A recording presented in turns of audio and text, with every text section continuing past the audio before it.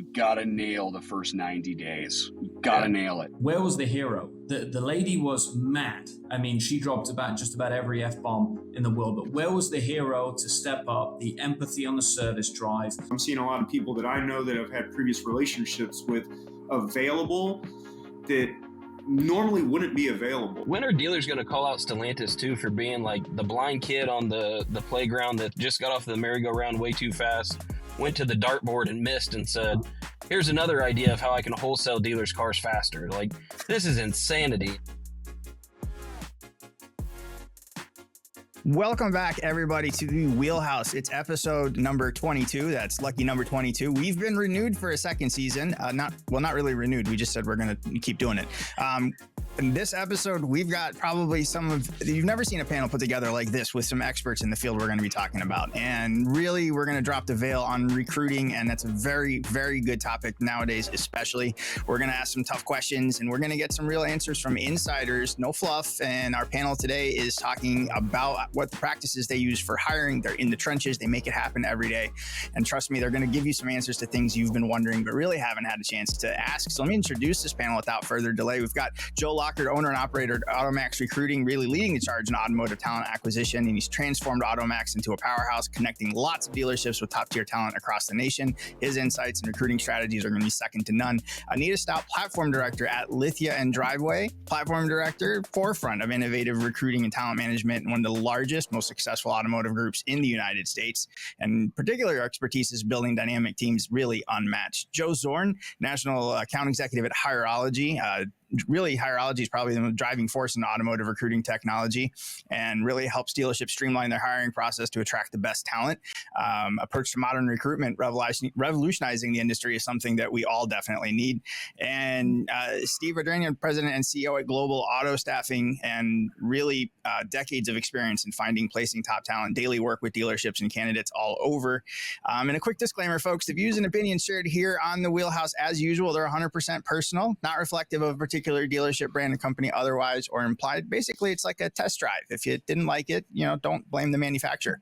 All right, let me ask you guys first some fresh research from Harvard Business Review, and there's been a lot of talk in the past about whether or not gaps in resumes matter or not. And obviously in other industries during COVID, it was, we understood if there was somebody furloughed and there was some break in the employment. The first question for you guys, does a gap in resume, is that something that you guys view, is it a negative? Does that still cause an issue?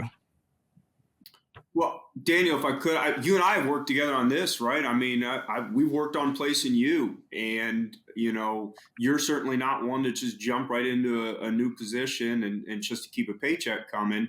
So, if an extremely high-performing individual in our industry, such as yourself, has a gap on the resume, I think it's tough to judge someone strictly on that gap in the resume. So I think, and I read the article that you're talking about, talks a lot about context, right? And context is so important. And I think that's why the resume in itself can be limited. And it's why you got to pick up the phone and have a conversation with someone and find out what that gap's all about. And I know that the article went into that as well, talked about, the percentage of callbacks for different circumstances, whether they're medical, the difference between men and women. And that's a big one there. And that one really kind of bothers me.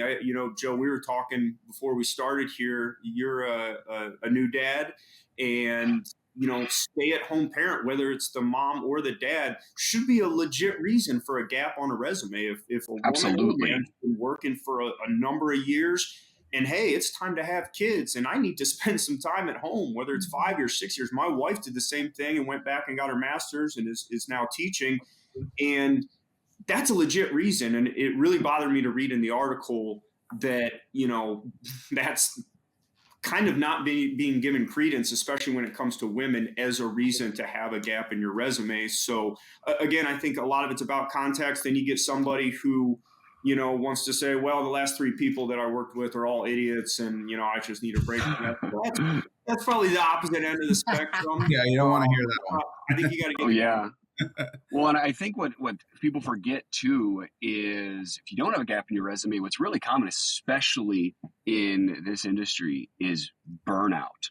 And so you think about what maybe even like I'm on paternity leave right now, even 4 weeks that I have right now. I can't wait to get back.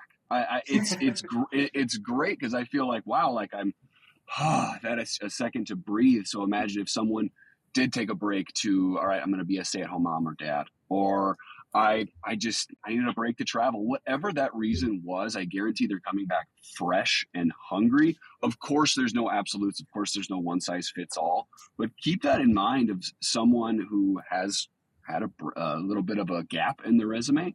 They might come back a little bit more refreshed and hungry than someone who has a perfectly lined up one. Food for thought there. No, definitely to both Joe's points. It's all about storytelling, having the story, having the facts, and, explaining, being able to articulate what happened, and what's going on. I personally don't ever see a problem with it as long as there's a good story, and it's all about matching people. And, that's the most important thing, right? Storytelling and matching people, personalities. And I would also encourage people who have gaps in their resume to put that on the resume, to have the time frame in there, because there are AI systems that will just flesh out anybody that has a break in between years. And so it's good. It's just good to acknowledge it and say, this is what's up. And people who do that, I'm more prone to listen to about what's going on. I love that. I love that. I mean, there's no harder job in the world than being a parent, right? I mean, be proud of it, throw it out there, put it on there. This stuff is easy, man. I'm going out there with 3 kids. That's the war zone out there. God bless my wife for the work she does out there. Let me ask you guys is there any trends you guys can identify in the hiring or firing? I mean, if you're hiring, you're obviously either expanding or replacing, right? So any particular trends that you guys are seeing in repetition or anything that stands out in automotive retail right now? Well, and during the pandemic, everything was so easy that unfortunately a lot of managers are struggling to gain their traction again. So that's something that, I see a lot right now. People trying to figure out how to sell cars again. Yeah, there's always movement too. There's always movement in our business. And, I think taking that into consideration is that, things are going to change, and adapting to change and making sure that, we're putting people in the right place, and it's happening. There's a whole reorganization going on right now in a lot of my clients, and it's not necessarily a bad thing. That's just what happens in our business, Right. And Stephen, you hit on it, matching people. I have 2 calls right after this with really, really high level fixed ops management candidates. And there's just more of them available than there are positions right now. And I think a lot of that does come back to COVID. And things were pretty easy during COVID, or easier, I guess you could say. And things have gotten harder, and there is kind of a reevaluation, especially I see it at leadership roles and in management positions. There's a lot of talented people out there. Right now. I've never, everyone's willing to talk right now, whether it's a client or a candidate. There's no conversation I can't get right now. And that goes back to, it used to be really hard. We're having 22, 25 calls a day. And it, like I said, it's all about getting the right people in the right place. And, candidates, clients, they're just willing to talk right now. It's just how it is. And a little bit of a different take on that, Stephen, and I'd be curious to hear your take on this, because when I'm having conversations with GMs, with fixed ops directors, with controllers all day long, and when they're scheduling these interviews, and a common really, really big headache right now that we hear a lot, especially at the store level, is interview no-shows. We did a survey of our of 500 automotive applicants, and 49% of them said that they have ghosted their a prospective employer at some point in the process. And those were the honest ones. Keep that in mind. Wow. Joe, I'd say I see 50% for us. It's not so much on management side, but between sales and technician recruiting, we hover around 50%. I'd love to say it's better. I'd love to come up with a reason why and really dig in on it. But I don't have an explanation. I don't have a solution. I've got an opinion on it. That's for sure. And it's really, a lot of dealers aren't treating they're not treating their interviews like they treat sales and service appointments. Yeah. I'll tell you, because I recently went in and got my oil change, got the air filter changed and everything, and called on a Tuesday to schedule it. And the service advisor sent me a text right away. I think it was 2 days later, I had the appointments. And then, of course, I got a confirmation email. I got a reminder email, and I got a marketing email as well as a text to confirm it. So like, they were making sure I'm showing up. Okay. Yeah. But a lot of times dealers will say, okay, they call that candidate on a Monday. Great. We'll get you in on Friday. Okay. Yeah. And they haven't talked to them since Monday. Right. And so it's like, oh, well, a good practice, like, text them, confirm it. Any salesperson knows that when you text somebody, one of your customers, your success rate is going to skyrocket. So doing all of those major things. problem is that we actually hired coordinators. So we take over the whole process. So we don't have that. I faced that so many times, and where I'm scrambling at like 5 a.m. because I'm on the West Coast. A lot of our business is on the East Coast, and it's 5 a.m. and I have to remind everybody, hey, we got to jump on a call, both sides. Right. So so we had to make the investment and start taking control of that process. We send all our Zoom links. We do all that. Even if they tell us they don't want us to, most our clients do, but we say, hey, we're doing it. And it's just because of, keep that flow of communication. Everyone's so busy in our industry that we gotta keep communicating. So that I love that. No, absolutely. Other than technicians, what's the highest demand for positions you guys are seeing, or what trends for most asked for? I'm assuming technicians still would be like number one. I've seen a lot of sales recruiting this year, and I think again it goes back to the COVID thing, right? Where everybody was making money for a few years there, and all of a sudden it's like the money's gone. So people are either, well, this is hard now, I don't want to do this anymore, or oh, you're not very good at this, it turns out. We're going to have to replace you. So a lot of sales recruiting this year. Yeah, we're seeing tons of accounting and accounting because, now we got to be careful with our money, and fixed is that, hey, we got to make money again, know? So it's been this ebb and flow of like, and we're getting variable work too. But, I think that accounting is, I've seen it at different levels, and even strategic accounting too. So dealer groups that are saying, hey, we have a client in Virginia that's saying, hey, we need to go with our account. We're growing. We need to figure out strategy for growing these businesses, buy, sells, all that stuff. And, CFO placements have risen for us this year. So it's been awesome to.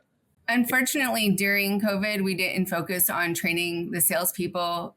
They became like order takers at McDonald's, and just whatever the person wanted, they just did. And we didn't do enough focusing on this is temporary and this is how you become successful in the actual car business. And it's really a shame that we didn't take advantage of that, but that's why we do see an uptick right now in sales recruiting. Absolutely. I think what I'm seeing, which has surprised me, because of course everybody's looking for techs. I haven't met a GM yet that would say no to a master technician to walk in their door and say, I'd love to work for you. But service advisors is when I had a conversation last week or two with a fixed ops director, and he's like, we're finding it's going to be really hard to replace some of our really good service advisors that are probably going to retire here soon, because one, like, you got to have some really thick skin to do that job, because we got to remember, no customer loves to bring their car. No customer loves having car troubles. So they come in, they're not in a good mood, and the service advisor is expected to handle this really smoothly, de-escalate cool everybody down, as well as upsell them. So and they got to be great on the phone too. So I think that's where I'm seeing that become prevalent more and more. And I think we forget how difficult of a job that is. Yeah, great point. Since we're seeing both, a couple different sides here, tell me, are there differences between trends you're seeing on publicly owned groups, family owned groups, private cap groups? Are there differences either in their needs or the hiring process itself? And I guess, Anita, I would ask you, do you see differences between people that come to work for your company, versus those that would stay in the others?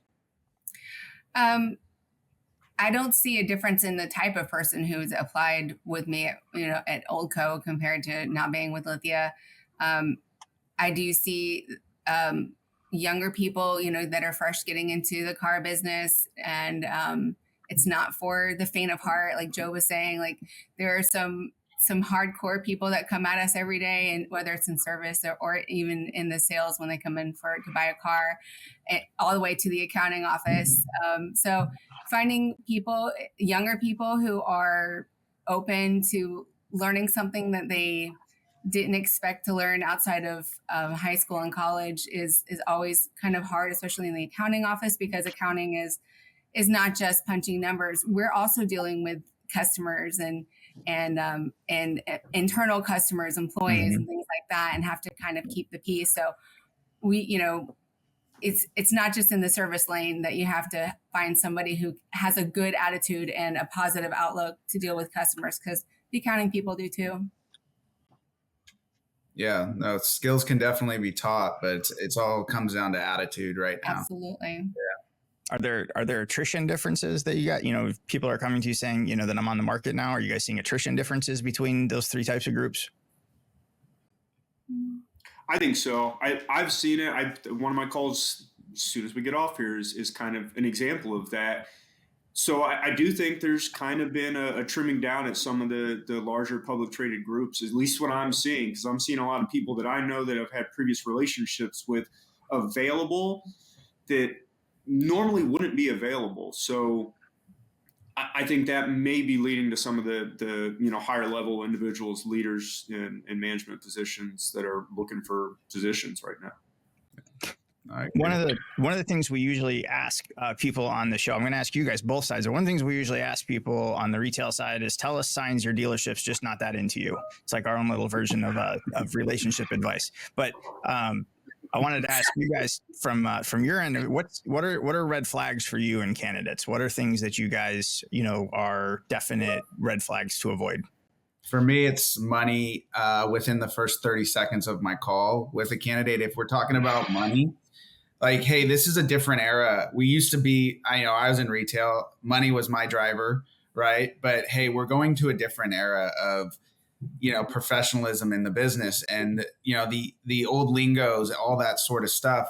Now, which used to be dealers used to like, now it's almost a turnoff, right?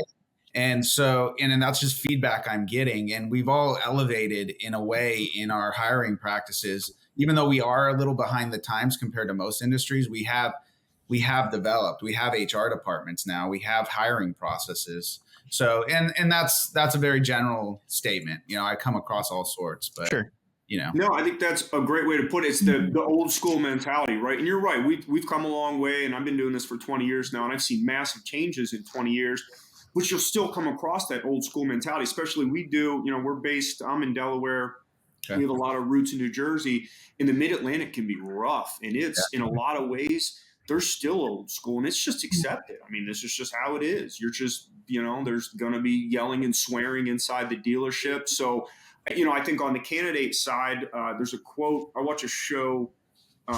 There's a character, and his quote is Justified as a show. Raylan Givens is the character. He says, if you run into an a-hole in the morning, you run into an a-hole. If you run into a-holes all day long, you're the a-hole. So I'm always looking for that with candidates, especially like I said, if you're talking to someone and it's, why are you looking? Why are you looking? Well, my last boss was an idiot. Okay, well, what happened at this one before that? Yeah, I didn't get along with him either. It's like you start to see the common thread. So that's usually a big red flag. Let's not carry that into the interview process. So let's weed that out as we're, that's our job is, hey, and, I'm very, in a lot of ways, I don't like to coach candidates because I like my client to see the raw, but hey, probably shouldn't say that, Right, or craft it, spin it around. It's, look, you can talk about your strengths. You're trying to present yourself in the best light, but you can talk about your strengths without talking about someone else's weaknesses while you're doing it. Right. Yeah. Well, and to Stephen's point, when and don't get me wrong, like, of course we want transparency. Candidates expect, like, if I'm having a conversation with you, I should have an idea of what the compensation range is. Let's not beat around the bush. However, if it's, like we're seeing it nowadays, especially with technicians, signing bonuses or relocation bonuses are huge, of course, right? Yeah. But if that is dominating the conversation, well, then your red flags, all of your alarms should be going off, because what they're probably doing is they're going back to their current dealer and saying, Absolutely. "Hey, look Right. what store down the street, look Well, what the it's store also- down the street is it's doing." on both. It's on both sides, because we went to Mhm. offer yesterday on a GM role, and the client wasn't going to offer the position because the comp that the candidate said was higher than what they wanted to pay, but he missed the point that the guy really wanted to be under his leadership, right? So there's something to be said about that too right now. Right. And you hear it all over the internet right now, is where everyone's talking about leadership, right? Mhm. And I think that from what I got out of it is, hey, I flipped it back around. We had a conversation. Hey, this gentleman's going to make $6,000-$7,000 less a month, but he's looking at the upside. He's looking at the opportunity. There's a lot of people looking at opportunity right now. Unless you're in California, it's a little harder to jump, not based on comp, because cost of living. So we also factor in cost of living when we're doing stuff too. A red flag for me is a perfect resume. If somebody comes to me after a job listing and it lists literally everything I've already listed and everything seems so perfect, somebody had a little bit of time on their hands or something. But I always wonder what's really underneath that resume. Yeah, great point. What's from everyone on this call is seeing multitudes of candidates being screened, looked at, brought in, recruited, hired, onboarded. What's one thing, if you could install like a USB chip in all the dealers' heads right now, what's like one thing that you would want them to improve on? Like one thing that you got, one thing that would be the biggest improvement, if you guys could tell everybody, what would that be? I'd say first impressions. Impressions are huge, because I always tell my dealers, like, you got to nail the first 90 days. You got to nail it. And that's from the very first outreach of, I got your resume, we'd love to schedule an interview, to that post 90 days of, okay, they've been working for you. And so making sure everything's been really smooth. When we did that study I referenced earlier, we asked 500 auto industry workers, okay, are you loyal to your current employer? And we asked, with that, how was your onboarding experience? And those who said they had a positive onboarding experience versus negative, the positive folks said 80% of them, they were, I'm loyal. Only 39% of the negative ones said that they were loyal to their current employer. Wow. The first 90 days are huge. Make a great impression. Yeah. Joe, you mentioned it when talking about just scheduling and how they treat a candidate as opposed to how you would treat an up in the sales or service department. I always say time kills deals. It happens in recruiting. Yes. You mentioned Monday to Friday. Monday to Friday for a technician is a lifetime. That guy's probably gone by the time you get to Friday. And then when you get to it, the availability, and this is going to sound crazy, sometimes it's physical availability. I mean, no showing for an interview with a big time candidate happens, and then getting past that, being actually present, right? Are you on your phone? Are you answering emails? We get it. We're busy. You're busy. We're all busy. If that person is not the most important thing in your life right there in that moment, they're gone. They've checked out. They have other opportunities, and they might sit through the interview, but they're mentally gone. Yeah. I would say don't look back. Recent study showed that 80% of rehires failed or were gone within the first 6 months to a year. So, we think, oh, they're plug and play. We fixed whatever their issue was. But don't look back. Go forward. Find somebody with a good attitude that you can train to do what you need them to do. No, that's big. I like that. I think, if everyone here is so busy, and I really appreciate you guys getting together, I really think this 100% is going to need a part 2, assuming we can find any available time in your guys' schedule. Because I want to definitely thank you guys for coming in. I know everyone has some place to be right after this, but I definitely think that this has proven that 100% this conversation needs to continue, and definitely with people of your guys' caliber, it's been on here. Thank you guys very much for joining us today. Hopefully we can put together a part 2 for this, because I think this information is probably the most useful that we've seen in a long time. Thank you again to everybody that's been on here. Both Joes, Anita and Steven, thank you guys. And I hope you guys have a very productive day. This part of the show, we're going to be diving into some industry insights, but as always, we're going to bring you people that are absolutely at the forefront of it. Let me introduce to you this panel because they are all new to the Wheelhouse, and we're incredibly lucky to have them today. First off, starting with Jack Pearson, a center manager at Jaguar Land Rover of the South Shore. Definitely a great perspective about steering the luxury market, and we're going to want to hear about what it's like, a little bit of his aspect of working in premium retail. Zach Kinch, general manager at Rohrman Toyota. If you haven't heard of Rohrman Toyota in the last couple of weeks, then welcome to the internet. And track record of turning challenges into triumphs. Zach's definitely made a powerhouse out of Rohrman Toyota. Get ready to hear some great insights from a leader who knows how to keep the pedal to the metal. Noah Lee, director of product consulting at Cox Automotive. To me, this is really cool that we're going to get someone that really every day bringing the future of automotive retail into focus for dealerships. I would say you're no less than a visionary at Cox Automotive. And we're going to take some of that expertise in product consulting, and we're going to see what we can shape into our show. And as always, our little disclaimer here that the views and opinions expressed by those here are only those of those speaking and do not represent that of the company that employ them or any of their affiliates. Guys, we're going to get into a few things. We're going to start out a little bit with around the horn. We do have a little bit of a timer element to keep things going, but as we're fond of saying, the timer matters about as much as day supply of inventory matters to some manufacturers. We'll get to that later. But give me what's the thing that's on your mind that you're curious about? Maybe it's an unknown in your market for this last part of 2024 that we're heading into. Zach, if you don't mind, I'll start with you. 15 seconds on the clock. Yeah, for us, it's where are all the cars? I'm a Toyota store and I got nothing on my lot. COVID's over. We're supposed to be back. These cars are supposed to be there. Where are they? Somebody tell me. I don't know that we're going to get an answer for that on this show. I'd love to try myself though, but Jack, go ahead. 15 seconds on the clock for you. I'm excited to sell Jag and Land Rovers the last part of the year. I'm worried about the negative news and media the next few months. Something big is happening in November. As a Brit, an American needs to tell me what's going on, but the media is super negative. I'm a little bit worried about consumer confidence, and that's about it. I'm going to take a second here, Zach, Zach's question was super poignant, but I got to tell you, man, from the JLR world, one of the things that I always wondered about is like the waiting music when you call any JLR store.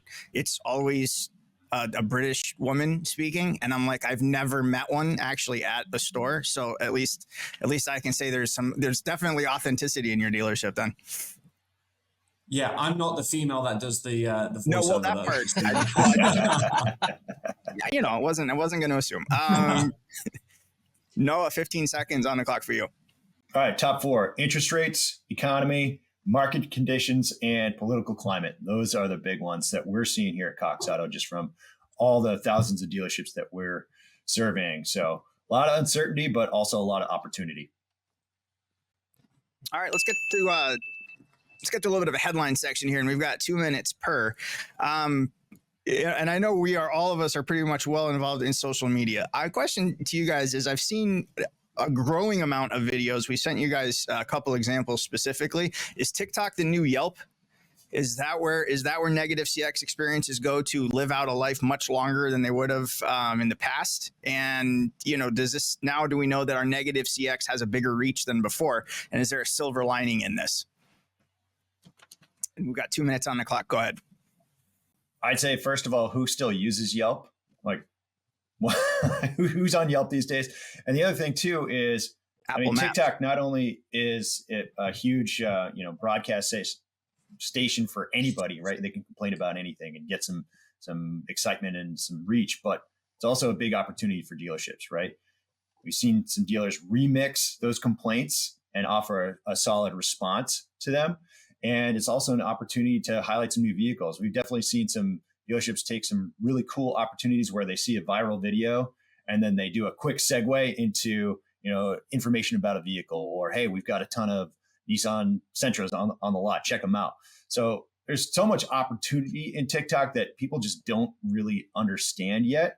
So having customers complain, yeah, it's going to happen, right? It's going to happen whatever social media channel is out there, Facebook, Instagram, Twitter, whatever. It's what dealerships do in response to those that really matters. So in response to that Nissan video, my biggest question was, where was the hero? The lady was mad. I mean, she dropped just about every F-bomb in the world, but where was the hero to step up, the empathy on the service drive, the person connecting her with the sales department? Where was the hero to say, hey, I don't want you to spend $6,000 to $8,000 fixing your 2014 car? Where's the hero to step up and say, I understand your situation. I understand you're on a budget. Let me help you. Because I think that lady, as hot as she was, she could come around the other side at the same time as well. Hopefully the second time with less F-bombs. Yeah. And what are dealerships doing on the other side to show the positive reviews? You know, if this is going to be a platform where someone can speak and use their voice and share their experience with emotions, which you can't do on a Yelp, where can we as a dealership or an auto group come back and share positive encouragement or that customer coming around full circle, as Jack even said? If my applause button was working, I would definitely be pressing it right now, because that absolutely right. And also, I think that on a training perspective, like, would anybody use that as a training opportunity with service advisors, right? Because isn't that something we all run into? The whoa, hold on a second here before you go to somebody and tell, right? And a little bit about the nuance of a selling opportunity. Would anybody use that type of video as a training opportunity? Probably. I mean, it was very black and white. She was pissed off and she didn't want to spend the money. Where was the work in the gray area in order to give her a second or a third option to get her out of the mess that she was in? But she was hot, and I always tell my staff, when people are hot, sometimes there's an opportunity for someone to step up and be a hero. You just have to come around their side. You have to lead and talk to them with empathy to be able to get there. Yeah, and in the service drive too, where's the opportunity to show like a payment tool, you know, in a Nissan vehicle, or even in like the Toyota brand that I'm dealing with, like a $6,000 expense when you come in for an oil change is not expected. So where's that opportunity to say, hey, here's how we can work with you to set up payment options or break this down into a lesser of a $6,000 chunk than just here's your bill. Can you swipe your credit card today? Yeah, even Jack doesn't have $6,000 oil changes. No. And what about the opportunities to take videos of happy customers, right? Hey, we got this guy, brought him in. His truck was not running. We got him fixed up with a bill that was lower than what he expected. Hey, you know, Jack, tell us all about your experience here. You know, show him the other side. And I know, you know, there's always two sides to everything, but I just, you know, it is worthy to point out that this is the platform for a big megaphone for a lot of client experience. And I think that's not going to stop. Moving on, you know, nobody mentioned this for what they didn't see coming around the corner, but back from the dead, Stellantis may be in a mood for Halloween, or, you know, just drawing ideas out of a hat, bringing back the Renegade and the Cherokee. I don't think anyone had that on their bingo card, did they? Or on their request list. But I'm going to put that just into this also next segment. We had a Sonic executive, calls it as he sees it. And honestly, like, I haven't loved Sonic as much as it was a hedgehog that I got to play with at the dentist office, but says that Stellantis and Nissan are intentionally swelling their inventory levels, higher day supply on the market, creating lower profits, pushing dealer profits down. We obviously know when there's high day supply across manufacturers, and it may not be your entire line, but we know when there are models in your lineup that have a higher day supply, it's going to compress your margin. Things that you're pounding on the doors of the manufacturer for incentives. It's not really good for anybody. Noah, let me start with you on this one. What are you expecting, you know, from an inventory, that type of perspective, the swings in day supply in brands for the next half of 2024? Yeah, I think it really depends on the brand. You know, like Zach was just telling us that he can barely get cars on his lot. And then we're dealing with Stellantis and Nissan having so many cars, they don't really know where to put them. So it really depends on the brand and the region you're at, right? And what we're seeing across the country is some locations are getting tons of allocations and are doing just fine, and other locations are really hurting. So I'd say you have to take a very close look at how you're pricing your vehicles, looking at, you know, a database model to understand where you should be aligning your pricing for those vehicles that are coming in, and looking at what's going on in the marketplace. And there's lots of data sources out there, and you got to use that to your advantage. There's a lot of opportunity to, you know, promote those vehicles, get them out in front of people. So, and maybe think about using those as alternatives to the vehicles that people can't quite get. So, you know, sorry to pick on Toyota a little bit, right? there's not a whole lot of inventory. What competes against Toyota? Well, Nissan, they've got a lot of great vehicles that compete directly with Toyota. And that's an opportunity for Nissan dealers to kind of put those vehicles front and center and make them part of that consideration set. We are seeing more people considering different types of vehicles because a lot of times, it's harder for them to get that perfect vehicle that they're exactly looking for. Here's what I don't get sometimes is dealers, during COVID, we complained, we didn't get any cars.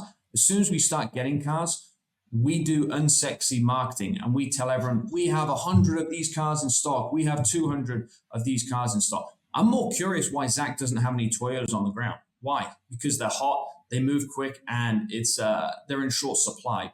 Just like, toilet paper ran out during COVID, everyone suddenly needs extra toilet paper because you can't get it. And I wonder sometimes if we've flooded the market with our own wrong message of saying, oh, we've got 100 Nissans in stock and this and that. The one thing I do agree with Jeff Dyke, though, on the article is consumers win. Consumers can negotiate a better deal. So from that perspective, I think it's not all a bad thing. Yeah, the market does what it's supposed to do. And I appreciate what you said about unsexy marketing, but together with that, I think I would probably stand with a sandwich board and like a wavy thing in front of Zach's store and saying like new car inventory this way to my Nissan store. But far enough away that I wouldn't get kicked off immediately. Jack, though, just as a follow-up though, doesn't that you've got not your entire model lineup moves. Obviously, we know you've got some incredibly hot cars in the lineup, but even those are moving a tad slower than they were before. But there's a floor plan expense associated with that. Like there's a real and Zach, just to give you an idea, floor plan, that's what when you have cars on the lot for a period of time, then you got to pay interest on it. You guys don't have that. They currently are crediting me. They're not. Right. No, that's not how it works. It's still a profit center. For some people, it's an expense though. So Jack, that comes as a real expense to your bottom line, right? You're paying floor plan on an average price. If we just run up and down the model lineup, or we're going to say $60,000 average model.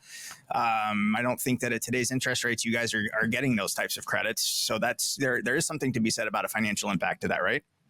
Yeah. I mean, at the end of the day, don't be emotional with the car. It's a piece of metal. You create a long relationship with a customer than you do with that individual car. Move the car, get a customer, move on. But it just baffles me. As soon as dealers started getting a little bit more inventory, it's like we've got hundreds of cars in stock, and then they're wondering why they can't sell anything. I mean, tell everyone you might have 100 cars come to lot, but tell them most are sold. Hey, you got to get these quick before they go. And I think sometimes we send the wrong message to customers, and they're more curious to go and see Toyota right now. They'd rather wait 2 months than get maybe a better deal on a Nissan because they want something that's a little bit more scarce. Well, when are dealers going to call out Stellantis too for being like the blind kid on the playground that just got off the merry-go-round way too fast, went to the dartboard and missed and said, here's another idea of how I can wholesale dealers' cars faster. Like, this is insanity. And the fact that nobody is raising their hands at these CDJR stores and just saying, like, we're done. I mean, this is just another way for a manufacturer that has no target, no goal, no direction to just keep wholesaling cars to keep the profit on their side. And unfortunately, these dealers are going to be stuck with inventory because incentives can't get any better than 0% like they're already at in a market where cars aren't moving. So to those stores, I mean, there is no such thing as unsexy marketing. You got to give it all as quick as you can, as fast as you can. And somebody's got to figure out what direction that company needs to go in. Getting off the merry-go-round. That's worth. We used to give out points on this show, but I kept forgetting to give them out. But that reminded me, so that was worth at least 1,400 right there. Let's move on to our last little section here in headlines. Credit card and auto loan delinquencies are rising. We're below the 10% high water mark, I guess we could say, but we are rising month over month. Are there opportunities here? Is there a way to get to our clients before they hit the 90-day mark? Is there a way to build any loyalty here? Is the juice just not worth the squeeze? I don't know. I would maybe back up just a second. When that original transaction is going on, are dealers showing all the customers the best options, or are we penciling people out at 84 months? We've got one bank that does 96 months as well. What are we doing to stop customers in these situations in the first place? We're very proactive. We try and show everyone a lease. Sometimes that lease payment, especially carrying a little bit negative equity, is a little bit higher up front, but are we educating the customer to do the right thing?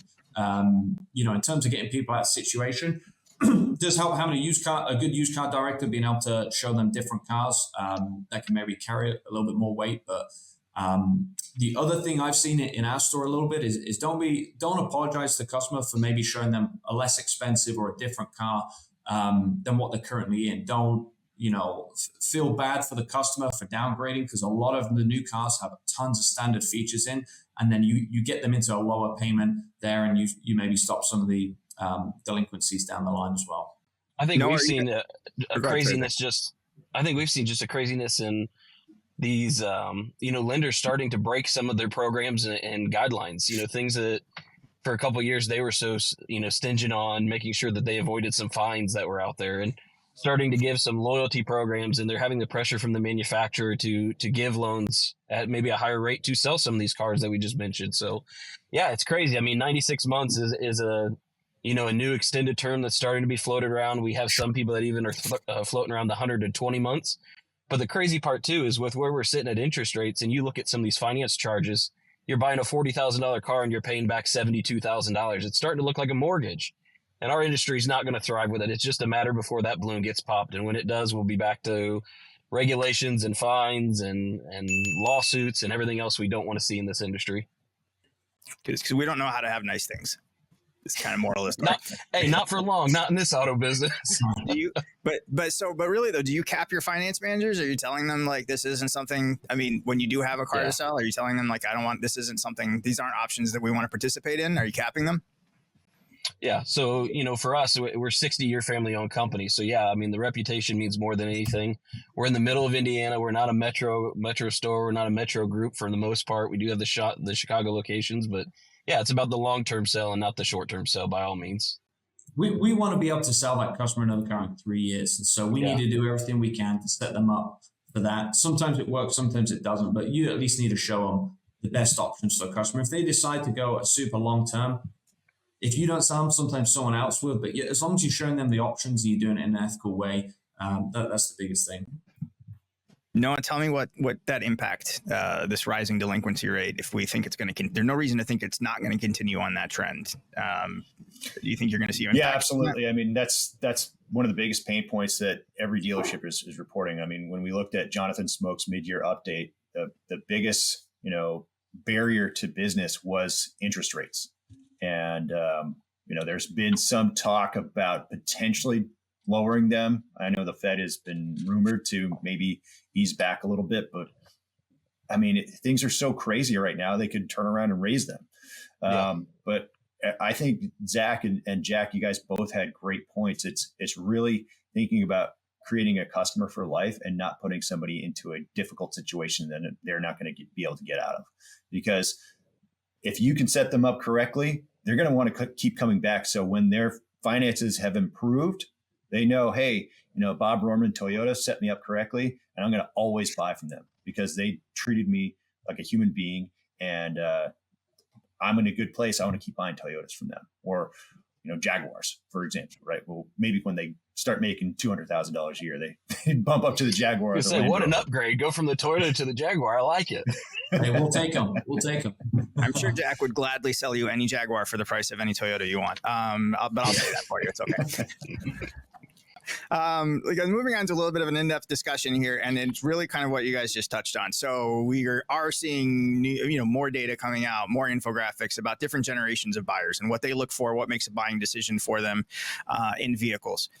Let me just give you kind of the different angle here. For a long time, we all have CSI, or whatever we call it in our brands, right? And we've all known the survey process as something that has to be managed and managed correctly. And I would say the better dealerships also understand that there could be valuable feedback in there. And it's not just a process that's to be managed, but that there could actually be something there that improves the business model.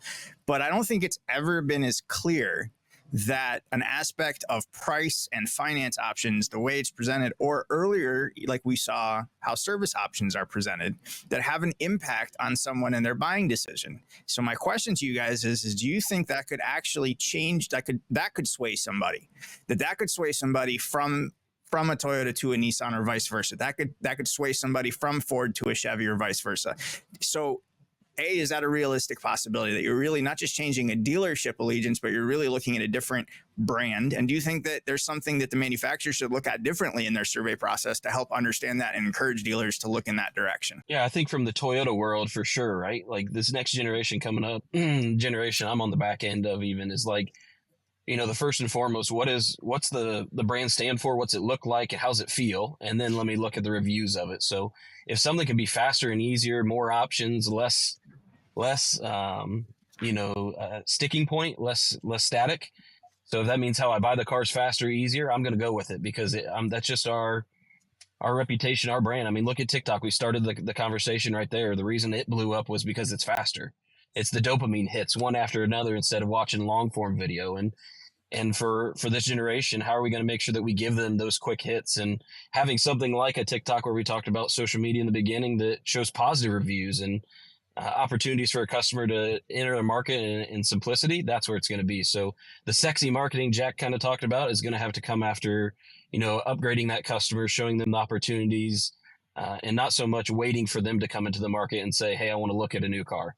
They're going to make that move whenever they're emotionally attached to it and not when they financially need to, which may be some of the credit card issues we just referenced. So with Cox Automotive, we did a study on different demographics and, who's buying the most cars. And I think for a long time we were thinking, okay, it's going to be your boomers. They've got the most money. They're going to be buying the most cars. But really, it's not. It's Gen X, it's millennials, right? They're the folks who are out there purchasing the most vehicles out there. And we kind of segmented them out into two different demographics, what we call efficient, independent, and guided innovators. And they're growing tremendously. Like efficient independents grew 20% in the last 2 years. Guided innovators grew by 8% in the last 2 years. Biggest pain points for them, financing, right? Applying for financing, figuring that out, understanding financing, all of that stuff. So the more transparent we can be, the more we can educate them, the more likely they're going to be to buy from you. The other thing is convenience, right? As Zach said, people want stuff right away. They don't want to be spending 2.5, 3 hours in a dealership buying a car because they got other things they want to do. So how can we streamline that process? How can we maybe allow them to do maybe some more of those steps at home? So when they do come into the dealership, right, things are lined up and dialed in. Hey, just fill out a form. We're good to go. Get them out the door. Or, it doesn't even have to be digital, but if you've got really solid in-store processes, that's going to pay off dividends for you in the long run. So being transparent with your financing, educating people, making that process really dialed in and streamlined is going to be great. I think that it's interesting to sell to all the different demographics, all the different generations. I mean, Gen X 10 years ago, when I was 22 years old selling Cadillacs, they didn't want to deal with me. He's too young to sell Cadillacs. He doesn't know what he's talking about. Now, the older generation of Gen X, they love dealing with young people because they're like, holy cow, this guy's going to set up my phone. He's going to do this. He's going to make everything super easy for me. I think there's a higher level of trust with the younger sales staff now, but every single generation, they want easy, they want fast, they want transparent. And I think as leaders, you have to train your sales staff to just make, how bloody easy can you make it to sell a car? How easy can you make it for the customer to buy a car from you? So it doesn't matter what generation you attack. You just have to make it easy, transparent, quick. Jack, I can't give out points, but I'm giving you 10,000 for using the word bloody. I've been waiting all day to hear you say that. Let's go. I was going to use the F-bomb, but I'm not going to do what the lady did on the TikTok. So I had to go down the English dictionary and use bloody instead. So don't let anyone take away anything from that country that we gained our independence from, because if it wasn't for them, like the word bloody just wouldn't be. I mean, we would only use it attached to Mary. And that's the only thing we would know about it. But listen, Zach, did you try and hire Russ though? Would you tell us? Did you make him an offer? No, we didn't make Russ an offer. Heck no. He's got his perfect gig, man. He loses part of his allure if he leaves Lincoln. He's in the perfect spot. That's interesting. Guys, just going around, we're going to wrap this up. I always like to ask a couple of things. First of all, we have like a little bit of a dating segment, relationship advice that we do here. So it's kind of called signs that maybe your dealership just isn't that into you. Maybe some red flags to look for. Maybe it's time to move on. It's time to say goodbye. So I'd like to go around and hear what you guys think, or what you know from data. What would you think that there are? Is if I'm a salesperson, a service advisor, if I'm if I'm just not the owner, but what are some signs that dealership just isn't that into you? Oh, can I start? Yeah. the dealership is not into you if you want more, but you're not willing to do anything extra. That's a big turn off for dealerships. When an employee wants more, but they're not willing to actually do the action to get more, that's a tough one. That's a tough one for me, because you want people to want more, but you need them to want to do more as well. And actions speak louder than words as well. I think you realize your dealership's not into you when a fresh up comes in the store and your manager takes it and turns and says, "Hey, Jack, do you know where Noah is?" And you go, "Yeah, I'm available." And he goes, "Yeah, I think these people would work better with Noah." Yeah. Wow. That's so hard. I have to make a confession. I never worked at a dealership before. I've never worked at a dealership. So I'm going to just try to answer this with my educated guess of working with a lot of different dealerships. And I think it's going to come down to culture, right? So if you're working at a dealership and, you've got huge churn, you got a lot of old timers who are not happy to be there, and, they're not investing in you, not showing you a clear path for rising up through the ranks, you probably got to be starting to look somewhere else. Right. So the other thing too, I think, Jack, you nailed it, right? It's cool to want more, but you got to do more to get it. And you got to demonstrate it to your leaders that you're willing to work for it. The other easy one is, as soon as you're off the group text, as soon as your manager takes you off the group text, they're not going to do anymore. They're like, "Hey, so-and-so's been removed, so just don't show up tomorrow." Yeah. Or if you think there's only one group text. Yeah, exactly. That's a good one. Guys, thank you so much for taking time out of your busy schedules. I know you guys are busy doing it in the trenches every day. I really appreciate it. And I do think, hopefully, if we weren't as bad as maybe you thought we were, maybe we can invite you guys back for another episode of The Wheelhouse. But thank you guys so much for being on here and sharing your insights that only you guys have. Definitely want to thank ASOTU and our producers, Jordan Cox and Nathan Southwick. Thank you so much for putting all this together. Couldn't do it without you guys. And we will see you on the next episode, which would be a really amazing number 23 of The Wheelhouse. Thanks, guys. Have a great day.